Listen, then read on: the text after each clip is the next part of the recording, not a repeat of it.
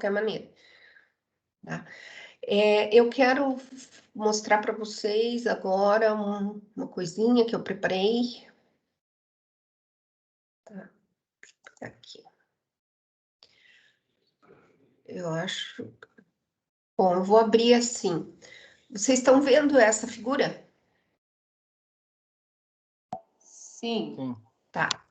Então, essa figura representa lá o cromossomo, né, bacteriano, a origem de replicação, tá? Acho que vai ficar um cursor esquisito aqui, o ORC, o sentido das forquilhas de replicação, e aí os sítios de terminação. Então, o que eu quero chamar a atenção aqui de vocês é para as cores, para a gente fazer uma revisão disso, né? A forquilha de replicação anti-horária, ela vai terminar aqui onde estão essas cores roxas, porque ela está vindo para roxo aqui. E a forquilha de replicação horária, que está em verde, ela vai terminar, né? Vai ser bloqueada aqui por essas cores que estão em verde no sentido oposto, tá? Então, essa é a figura que eu mostrei para vocês. Daí eu entrei lá no site para ver, né, a questão das sequências de terminação. E aí eu quero que vocês leiam esse texto que está aqui e me digam se vocês conseguem entender na leitura, se vocês conseguem associar essa leitura com a figura que eu mostrei.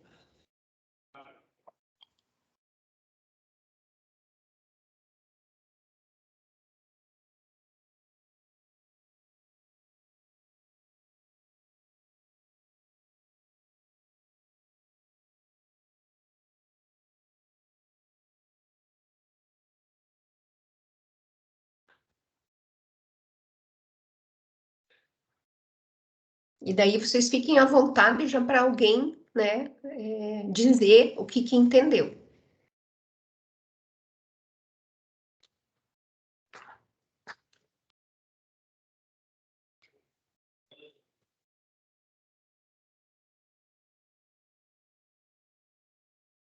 Se alguém tiver alguma dificuldade com inglês, pode dizer, eu leio aqui o texto, não tem problema nenhum. Você conseguiria subir um pouquinho para deixar a figura também aparecendo junto com o texto? Eu acho que... Peraí, É, eu vou diminuir um pouquinho aqui, daí ela vai... Acho que agora deu. Diminuiu a letra, mas acho que dá.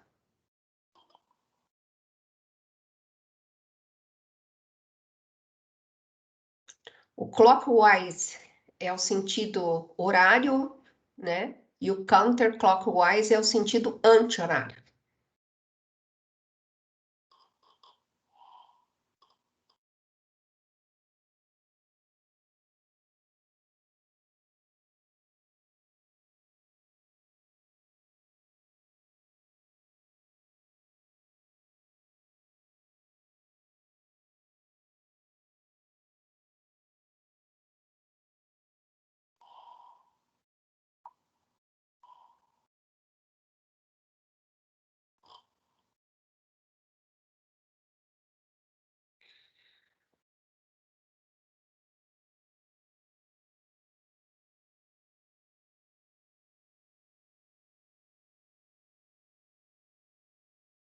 E aí?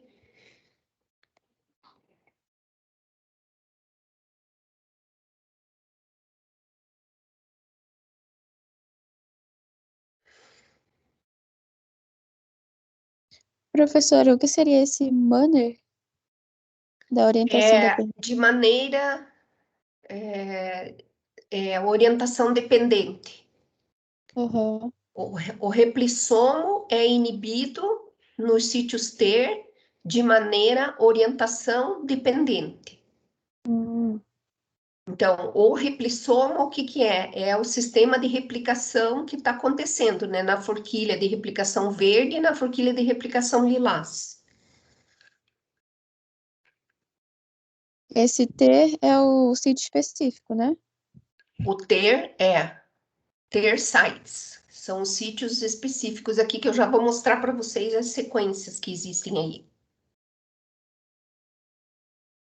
Todos entenderam o texto?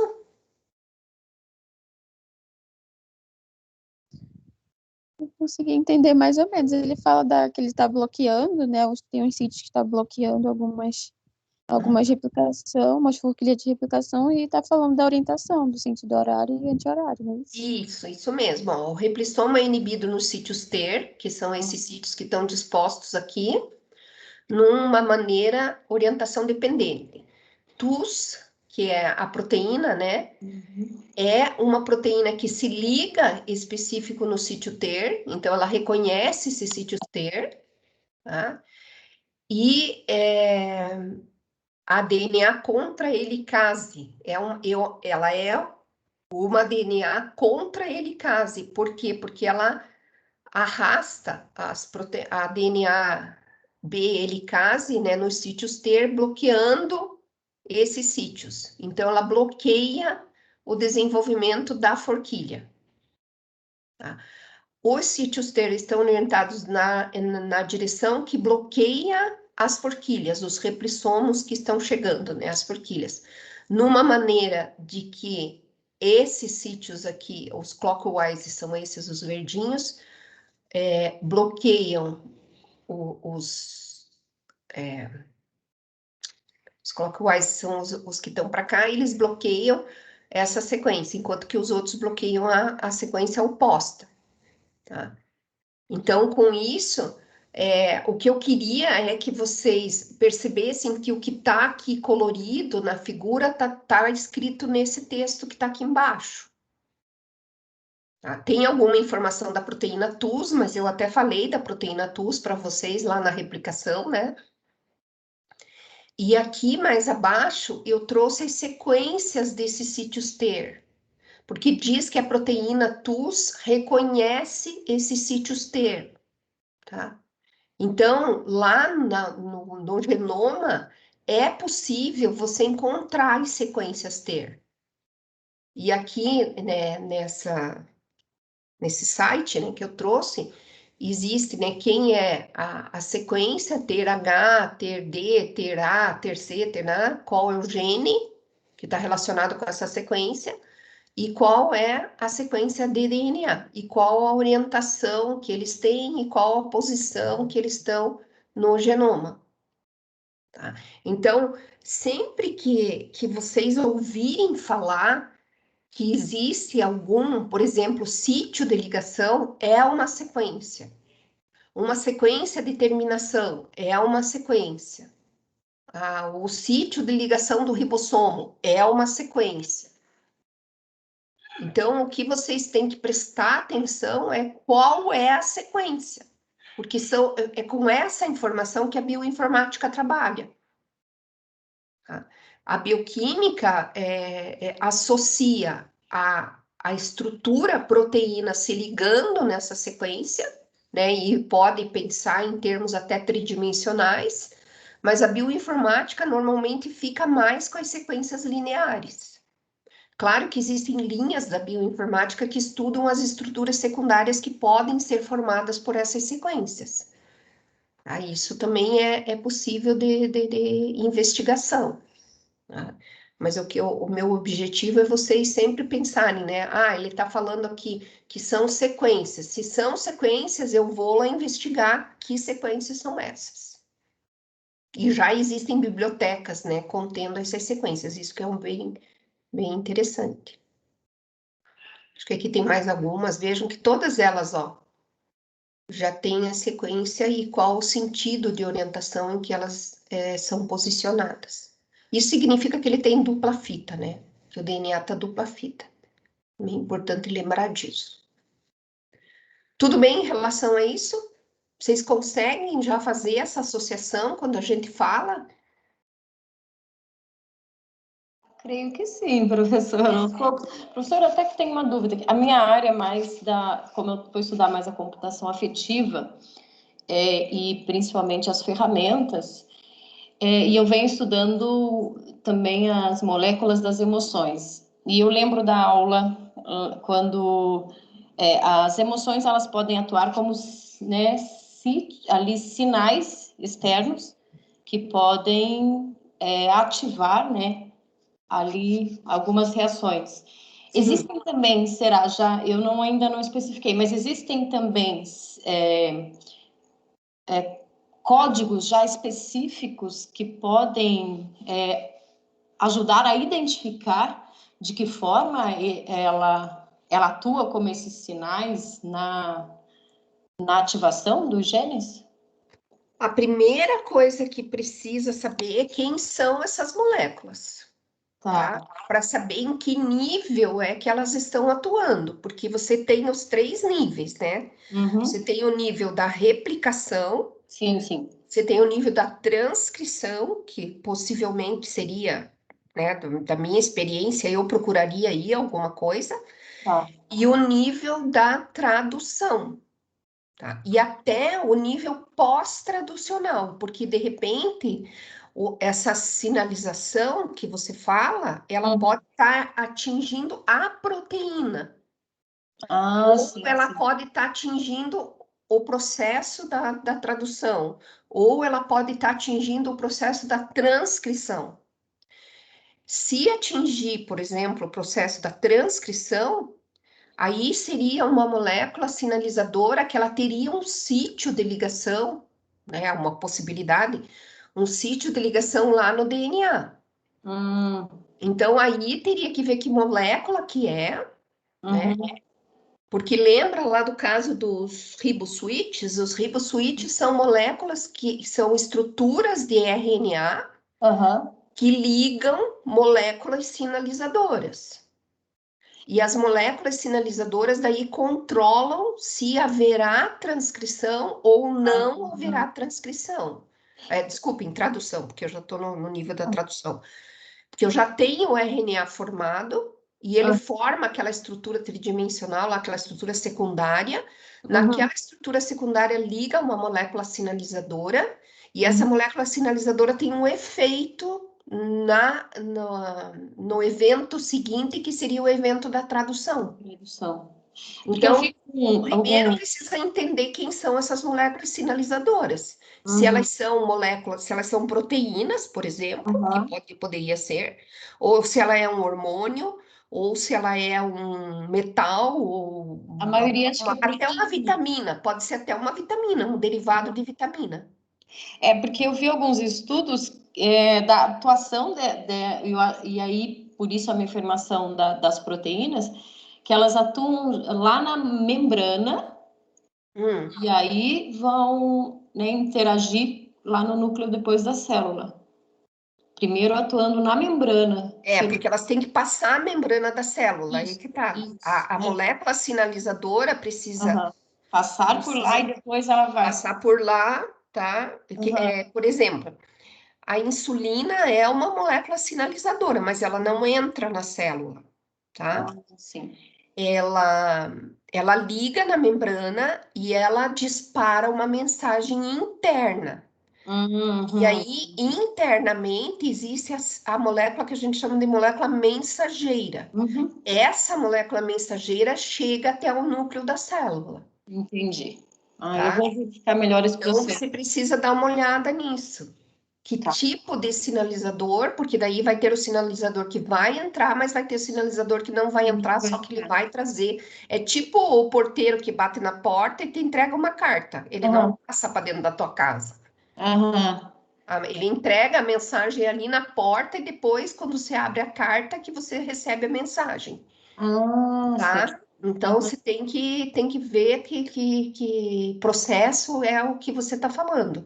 Identificar as moléculas é a primeira coisa. Para daí ver o método de ação. Tá, eu vou procurar. E se eu tiver dúvida, posso lhe passar, às vezes, algum e-mail ou outro? Claro, à vontade. Pode sim. Obrigada. Eu vou fechar esse arquivo aqui. Para voltar lá. Professora, Diga. eu estou com uma dúvida, né, naquele exercício. Na verdade, eu estou tentando até entender ele. Aquele exercício do análise promotor da enzima beta-galactosidade. Tá, eu vou carregar ele agora, porque era o que eu estava previsto para fazer aqui. Tá. Tá, e deixa eu só ver onde que ele tá. Ele tá aqui. Já vou carregar. Sobre a lista 1, eu poderia só levantar uma questão, como já estava falando Sim, da E. coli anteriormente, tem algumas sim. questões que falam da E. coli. Uhum. E aí, uma das questões é sobre, tomando o genoma da E. coli como referência, números de cópias, né, de cada tipo de RNA pode ser encontrado num genoma. Poderia me fornecer ou me indicar alguma referência para eu buscar isso? Lá na nossa aula de transcrição tem uma tabela. Ah, tranquilo, então. E talvez no Zahra também tenha. Não, no slide eu não encontrei. Eu achei no slide da senhora. Eu Lá já no vou slide dar a dica aqui já. tem uma tabela. Ah, É tem a mais para tabela? vocês perceberem que isso é variável. Ah, eu vou dar uma olhada no Zarra, então. Tem uma tabela É, no Zarra? No Zarra, mas então. no Tranquilo, então. slide lá também tem. Tudo bem. Se eu não me engano, aquele slide que eu pus é o do Dines, que está lá no arquivo de vocês, lá na pasta dos livros. Beleza. Mas vocês encontram na transcrição, onde vocês veem os tipos de RNA, que daí os autores normalmente falam dos tipos de RNA. Beleza, professora. Obrigado. Podemos ir aqui no exercício do promotor? Vocês estão vendo? Sim. Então, primeira coisa nesse exercício é entender a forma de escrita, né, que está aqui, de como que eu me refiro à sequência. Então, é um promotor do gene codificador da enzima beta-galactosidase. Então, isso é a maneira correta de eu me referir a uma sequência gênica, né? O que é um gene? Nesse caso aqui, o gene é uma sequência de DNA que está codificando um produto. E que produto que é que eu tenho aqui no meu caso? A enzima beta-galactosidase. Tá? Só que eu estou setorizando uma região desse gene, que é a região promotora, que é a região regulatória do conjunto, né? Porque eu tenho a região regulatória e a região codificadora propriamente dita. Lembrando que essa região regulatória a gente vai identificar as bases como bases negativas, né? Então, eu digo lá, a sequência consenso dos hexâmeros -10, -35 do promotor, reconhecido pela subunidade sigma do gene codificador da enzima beta-galactosidase. Tá? Então, tá aqui a sequência consenso, tá? E a minha pergunta é, o que é uma sequência consenso? Todos entendem o que é uma sequência consenso? Como é que eu obtenho uma sequência consenso?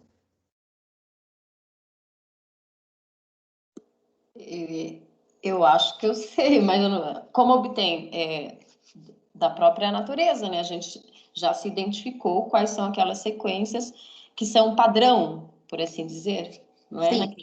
O padrão, eu que defino que ela está se apresentando como um padrão. Tá. Mas como que eu obtenho esse padrão? Como é que os pesquisadores chegaram a esse padrão que está mostrado aqui, na sequência, na linha da sequência consenso? Não foi observando?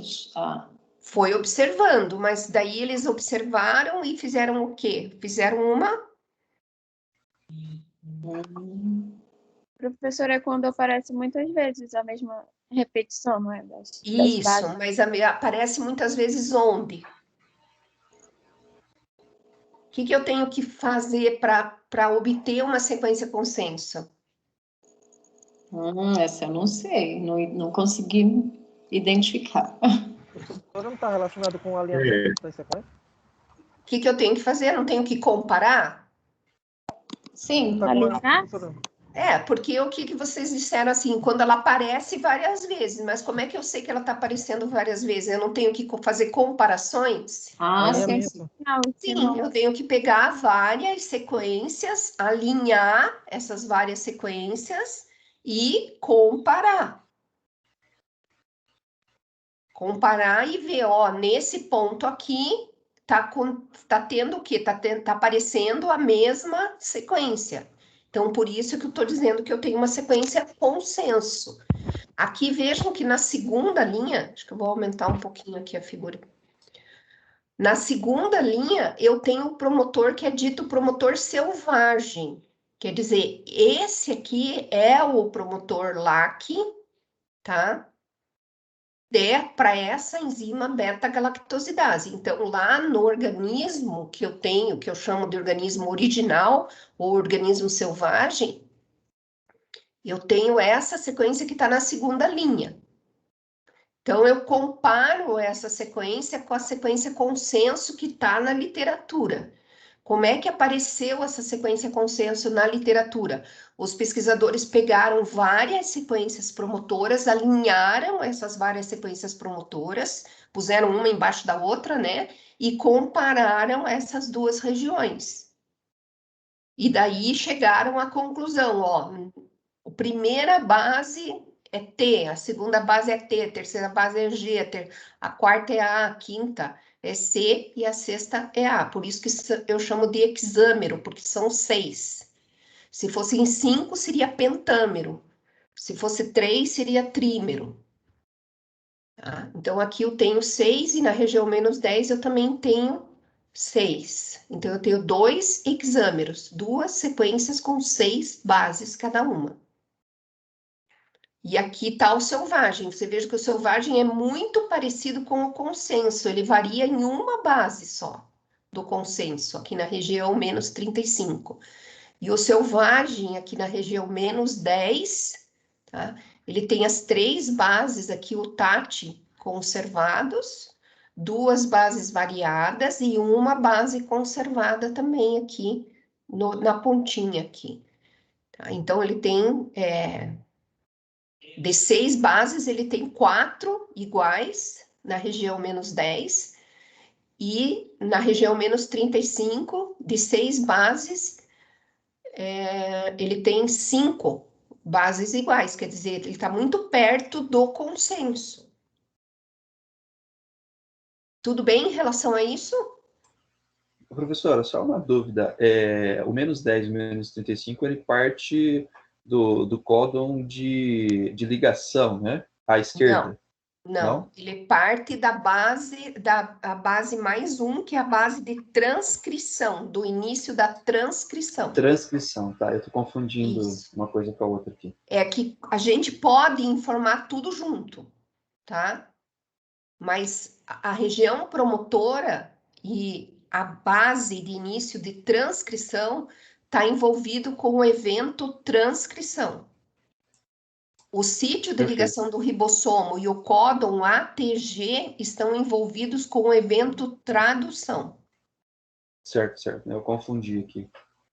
Mas isso é normal, tá? Não se preocupem, vocês vão com o tempo, vocês vão fixando isso aí. Mas tudo certo com o consenso? Deixa eu ver aqui uma coisa. 1, 2, 3, 4, 5, 6. A base de início estaria mais ou menos nessa posição aqui, ó. Mas é aquilo que eu comentei com vocês. A base de início de transcrição é uma base difícil de você localizar, tá? Não pensem nem em fazer, por exemplo, um programa de computador para isso, porque ela é base única. É difícil. Como é que você vai pensar num consenso de base única, alguma coisa assim? Agora, quando você pensa num programa para localizar promotor, você já tem informação, porque você sabe que, por exemplo, esse promotor aqui que eu estou mostrando, que é o sigma 70, ou -10, -35, ele tem 6 bases, cada bloquinho aqui tem 6 bases, e ele tem esse espaçador aqui no meio, ó, que também tem um número aqui de 15 a 17 bases. Então, você já tem várias informações para você orientar a tua busca. Agora, quando você pensa assim, eu vou achar a base de início de tradução, é mais fácil você achar o promotor e daí você sugerir que a tua base de início de transcrição, não de tradução, esteja aqui abaixo, porque ela tá, se essa região é uma região -10, você conta aqui, você vai encontrar mais um aqui por aqui, tá? né? Normalmente essas bases aqui são a base 10, então aqui você tem um A, a gente já sabe que os A são bem fortes candidatos a serem início de transcrição, quer dizer, ser a base mais 1. E daqui para cá você tem a chegar na base 10. Veja que isso daqui é região menos 10, não é a base menos 10. E aqui é região menos 35, não é a base menos 35. Tudo bem em relação a isso?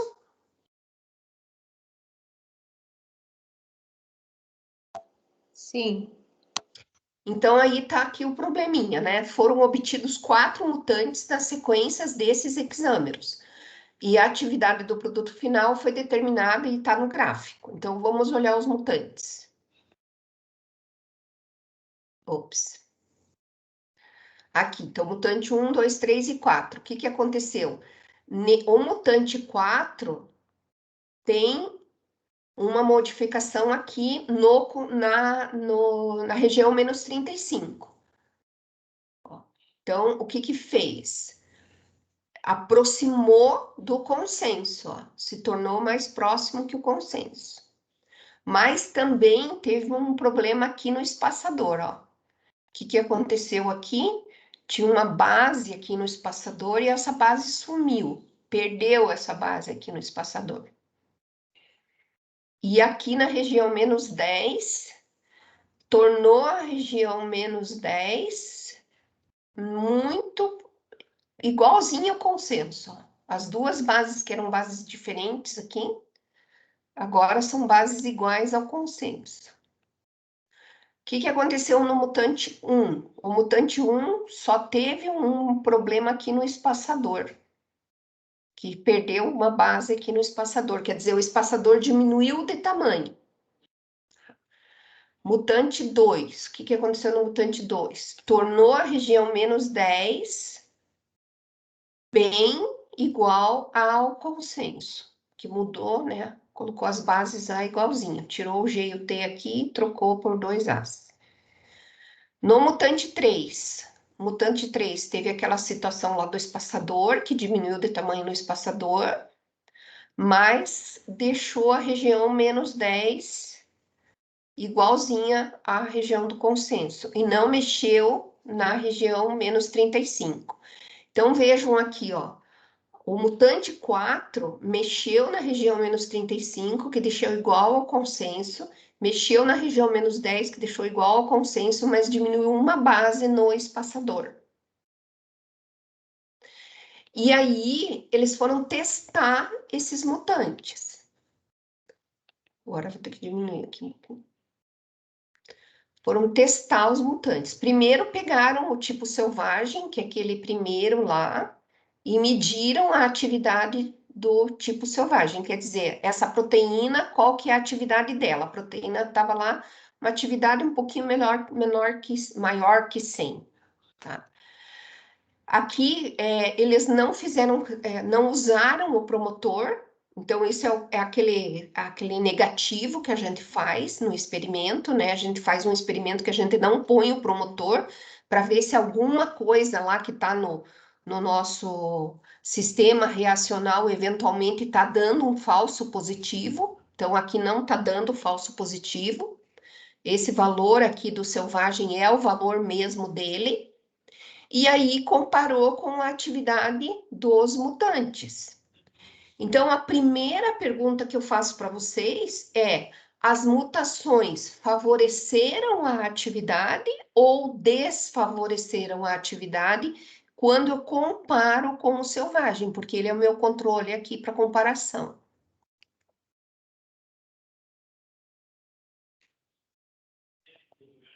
Ou ficou igual, né? Sei lá. As mutações favoreceram, né? Porque aproximaram da sequência consenso. Eu tive a impressão que quanto mais próximo, mais houve a atividade. Eu só não consegui entender ali a comparação com o mutante 3 e 4. Na minha visão, o 4 teria que ser mais eficiente. Eu não entendi ali. Obrigado. Essa é a mesma dúvida também. Mas a proteína nunca faz o que a gente quer, né? A gente quer uma coisa e ela não faz. Eu estava pensando nisso também, né? Tava tendo esse aumento, mas aí chegou no 4 também, aí quebrou a teoria. Quebrou a teoria, né? Quebrou a teoria. Tá, mas vejam, ó, nós temos três aspectos aqui para olhar, tá? Porque esse mutante 1 aqui, eu só mexi no espaçamento. No mutante 2, eu só mexi na região -10. No mutante 3, eu mexi no espaçamento e na região -10. No mutante 4, eu mexi na região -35, no espaçamento e na região -10. Então, vocês estão focando os dois hexâmeros, mas vocês estão esquecendo de olhar que o espaçamento está mexido também. Então, eu podia fazer uma pergunta: será que o espaçamento é importante?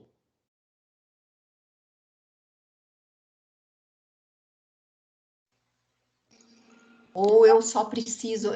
infelizmente, não tem um mutante aqui que não mexe no espaçamento e mexe na -35, -10. Eu esperaria ter um mutante desse tipo também, para daí fechar minha conclusão.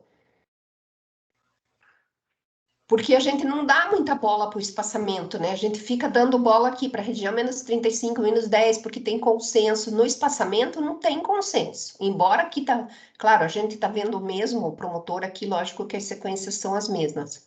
Mas se eu alinhar com outros organismos, a gente vai ver que o espaçamento não tem consenso. Só que o tamanho do espaçamento, tá? Vocês estão percebendo isso?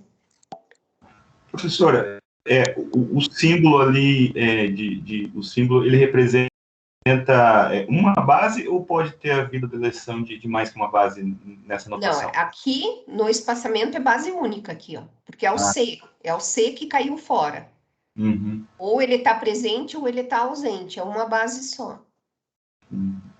Não, é que na análise que eu tinha feito, realmente eu percebi ali que houve a mutação no afastamento, mas no 3 também teria havido, né? Então, teoricamente, eles estariam sujeitos ali às mesmas dificuldades, mas algo que eu não tinha notado é o que você falou, que o mutante 4, ele sofreu 3 mutações diferentes. Isso. Né?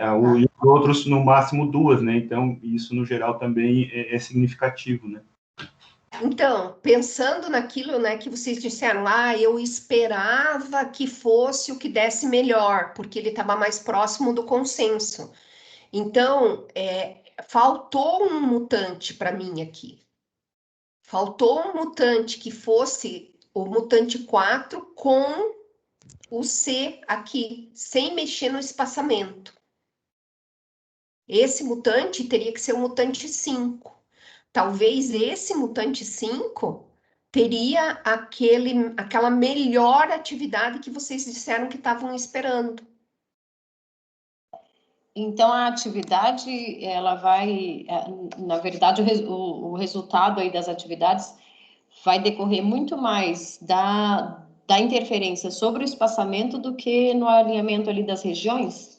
Eu não diria isso, eu diria que as duas coisas são importantes. Ah, tá. Eu diria, porque olha aqui uma coisa, ó, quando você tem aqui ó, os dois, o selvagem, olha a medida do selvagem, mas você mexeu no espaçamento, você já tem uma subida, tá? Uma subida boa aqui. Sim, sim. Só que quando você mexe no espaçamento e mexe na região -10, olha a subida que dá. Então, sim, a região -10 é importante também, porque veja que quando você mexe só na região -10, olha também como ela sobe. Verdade. Quando você mexe na -10 e no espaçamento, você tem o melhor de todos. A gente não tem o mutante 5, que me diga que realmente mexer só na região -10 e mexer na região -35, tá? Te daria um valor maior aqui. Você não tem essa coisa, você precisaria ter para você realmente atestar isso, tá? Mas a região menos 10 ficar, né, semelhante aqui ao consenso, ficar bem conservada, né, com o consenso, e adaptando uma base aqui, ó, foi a que explodiu em atividade.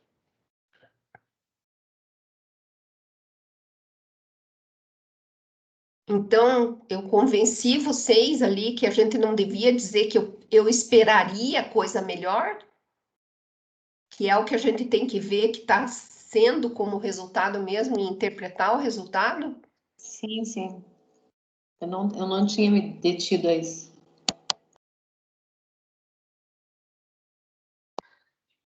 Algum comentário, alguma dúvida, alguma coisa ainda em relação a esse exercício? Professora, Hum. a sequência consenso é o ponto de máximo da atividade ou não? Não, não. Não necessariamente. A sequência consenso é aquela sequência em que você delimita a posição de uma base e você identifica quantos por cento aquela base está ali. Por exemplo, ela está em 60% da minha análise aparece aquela base. 80% naquela posição aparece aquela base. Certo. Então, você pode dizer, ó, aqui eu tenho 100% T nessa posição. Então, eu coloco o T aqui. Ah, o G aqui aparece 65%, daí eu coloco que ele aparece 65%. É dentro da minha amostragem, eu pego várias sequências, tá? Sim, é dentro da Alinho amostra essas mesmo. sequências e analiso a porcentagem, né, da base naquela posição. Que base que aparece mais vezes naquela posição. Tranquilo, porque para fazer uma mudança ali de um mutante para o outro, você tem um gasto energético. Daí depende se isso que foi feito aleatório ou foi feito direcionado, né? Provavelmente é porque eu posso direcionar para pôr aquela base naquela posição. Entendi. Porque o mutante 2 e 4, o 4 tem, né, mais alterações do que quando você compara com o 2. E eles têm resultados próximos. Então, também poderia pensar a nível de gasto energético para obter nessa atividade também. Tá, mas olhando as sequências, você Somente a pode sequência. tirar alguma conclusão entre o 2 e o 4? Você acabou de me dizer uma coisa importante aí. A sequência do 2 teve alteração na região menos 10. Isso. E a do 4 teve tanto na menos 35 no espaçador e na região menos 10. Teve alteração em 3 partes, vamos dizer assim. Sim.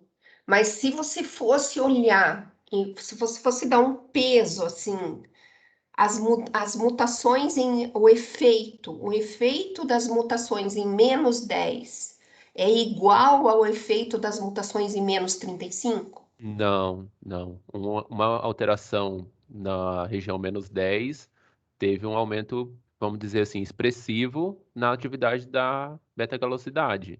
Sim, Quando uma alteração na região menos 35 não teve um aumento, pelo contrário, né? A gente não sabe só em relação a menos 35, sim. mas quando você, né, faz alteração tanto na menos 35 quanto no separador, ao invés de ter um aumento, não. Quando você Você compara acaba diminuindo, né? Você acaba isso, voltando para a atividade do menos 2, do mutante 2, né? sim, Que é aquele mutante lá, ó, que ele estava conservado com a região menos 10, né? Que é esse mutante aqui, tá? E ele tinha. E ele não tem o espaçador. sim, Parece que prejudicou, né? Porque juntou todas as mutações, quando juntou todas as mutações, acabou prejudicando e não facilitando a sim. atividade. Não é uma coisa linear de conforme você vai fazendo, a soma vai sempre aumentar, não. Exatamente. Você não pode, você tem assim uma expectativa, tá? Será que essa tua expectativa se confirmou? Você só vai confirmar isso pelo sistema em vivo lá, de você fazer no laboratório. Sim. Tudo Obrigado, bem? professora. Esse exercício aqui? Professora, Hum? Não, dá a impressão que, não sei, teria que ver uma outra sequência aí, nem você disse com a quinta aí, mas que quando algo acontece nessa região menos 35, ela afeta mais do que quando algo acontece como um espaçador ou na região menos 10, né? Pode ser. Isso é uma coisa que já está te indicando, né? Então, justamente isso que eu falei. Como é que eu vou confirmar isso? Eu tinha que ter um mutante que só tivesse a mutação no menos 35. Sim. Para Assim, daí eu ter a certeza de que o efeito, qual que é o efeito da mutação em menos 35? Poderia ter até um mutante combinado, ele só no menos 35, ele no menos 35 e no espaçador, porque não tem, no menos 35 e no menos 10. Mas, assim, pelo que a gente percebe nessa visão, quando o espaçador e a região menos 10 é afetada, né, ela tem uma evolução. Agora, quando a região menos 35 ela aparece com alguma alteração, é quando teve o corte, né? Ao invés de ter subir mais mais na atividade, ela tem um corte, né? Ela diminui. Parece que ela está indo para a atividade do retarda, selvagem, né? Está indo na Isso. direção da atividade do selvagem. Isso. Aí ela retarda, né? Quando chega, né? Quando tem alguma coisa assim. Vocês vejam que quando tem só o espaçador aqui, que é o mutante 1, olha como cai a atividade aqui, ó. Quer dizer, ela é baixinha, né? Quer dizer que o espaçador também não tem muito efeito aqui, assim, porque ele não sobe, ele não promove a ação. Mas quem ajuda muito é esse aqui, ó. É o menos 10. Isso, justamente. Eu tenho o menos 10 sozinho aqui, que é o mutante 2, ó como ele estoura também. Ele vai lá para cima. E o mutante 2 mais o espaçador dá uma subidinha aqui. O efeito do espaçador é isso que está aqui em cima. O resto aqui é o efeito já que a gente já tinha visto em 2. Região menos 10. Que é região menos 10. Então, provavelmente, nessa análise, né, o menos 35, ele tem um efeito bem menor aí, sei lá, algo que acho que mais prejudica do que efetivamente ajuda em alguma coisa nas atividades. Do jeito que ele estava aqui no mutante menos 2, ele pode ficar com essa variação aqui de diferença, né?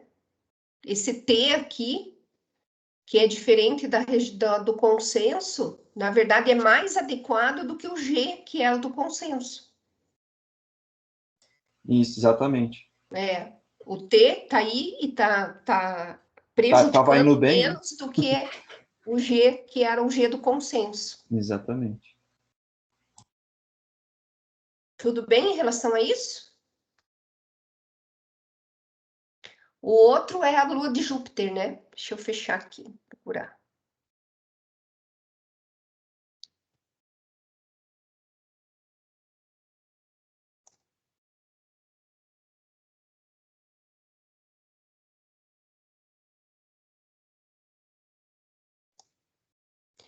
Então, tem uma historinha ali, né? Que na lua de Júpiter você tem também organismos que apresentam um código genético próprio, tá? Mas daí o que acontece é que eles não utilizam trincas, né? E então a gente pode propor aqui uma maneira de descobrir quais são os aminoácidos que são codificados pelos códons ali do código genético desses organismos. E aí já tem algumas coisas aqui que já são informativas. Tá? Então, você tem um RNA mensageiro de poli A, de poli C, de poli U. O de poli A geram polialaninas. O de poli C geram polileucinas. E o de poli U geram polihistidinas. Então, RNAs com repetições de 2 ou 3 ou 4 bases e geram também os seguintes polipeptídeos. Então, é o que está marcado aqui. Você tem as sequências repetitivas e tem os polipeptídeos gerados. E daí o que eu pergunto para vocês é qual que é o código, né, que esse organismo tem. Então, qual é a primeira base do códon e qual é a segunda base do códon para vocês preencherem aqui os retângulozinhos. Vocês conseguiram fazer? Ou não era obrigatório, né? Vou ser bem sincera, professora, nem tentei essa, eu ainda estou fazendo as outras atividades lá, então não tentei, não vou mentir. Tá, mas como é que vocês resolveriam isso? Porque aqui diz, ó, se eu tenho sequências repetitivas, AGN, significa que eu tenho AG, AG, AG, AG, AG, tá? E se eu tenho AG, AG, AG, AG, eu tenho a fase de leitura. Então, AG, glutamato ou glicina, tá?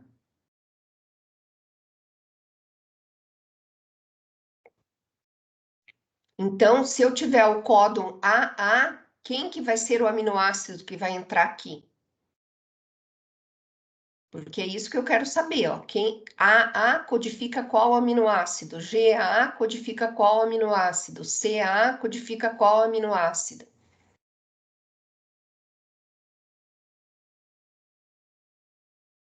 Então, como é que eu vou descobrir qual é o códon para glicina? Eu tenho AG, AG, AG, AG, AG. Como é que eu sei quem é glutamato, quem é glicina? Aí vai ter que ver a terceira base, né? Não, só são duas. Eles não são triplos, eles são de duas mesmo.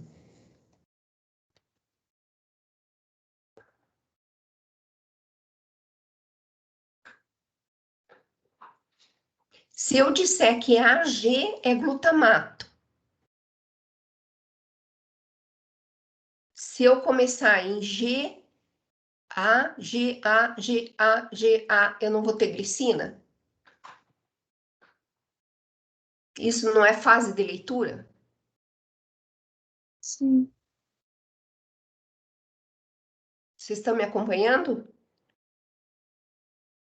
Uhum. Tô vendo.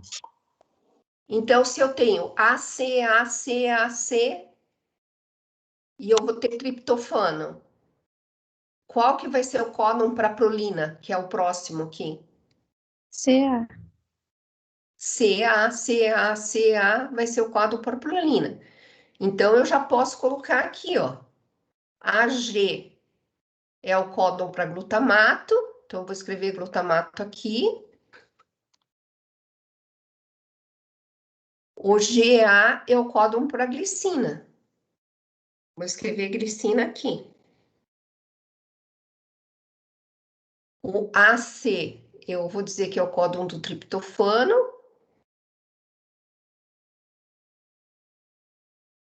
Então, o CA é o códon da prolina.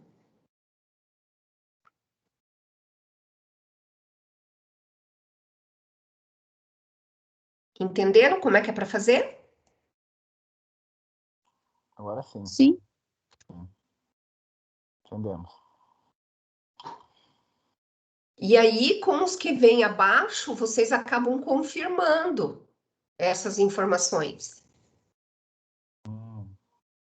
Porque daí você tem AU. AU, se é isoleucina, qual que vai ser o da tirosina, que é o que está aqui? O A. O A. Então, daí você coloca lá. Então, AU, ile e o A, tirosina, tir. E vai preenchendo. Uhum. Ah, sim. Uhum. Tem, É mais uma análise combinatória isso aqui. é. Dura é chegar. O problema foi chegar nisso, né? Começo. Mas agora ficou claro. Isso aqui é o que que é? Isso é fase de leitura. Porque se você tem essa fase de leitura, né? Você pega no papel lá e escreve AG, AG, AG, AG. Aí lê, né? AG.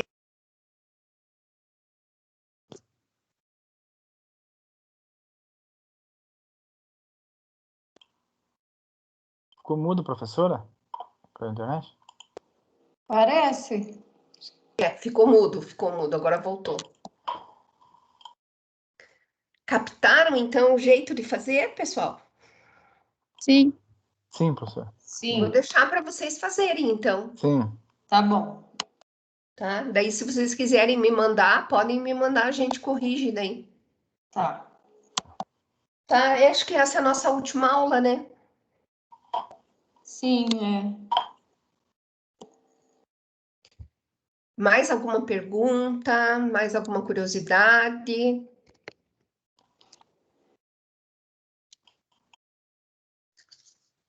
Não, as aulas foram excelentes. Muito obrigada, professora. Sim, realmente, nossa, um conhecimento profundo e assim, abre a nossa mente para querer mais. Muito obrigada por ampliar essa nossa, né, percepção. E agora entregar aquela atividade no dia 24, é isso? Eu acho que é 20. Deixa eu ver aqui. Tô com ela aqui anotada. É 24 de maio. Tá, 24. enviamos por aqui. Mas se vocês tiverem ainda perguntas, pessoal, mandem perguntas, tá? Não fiquem, ou tiverem dúvidas na hora de estudar, não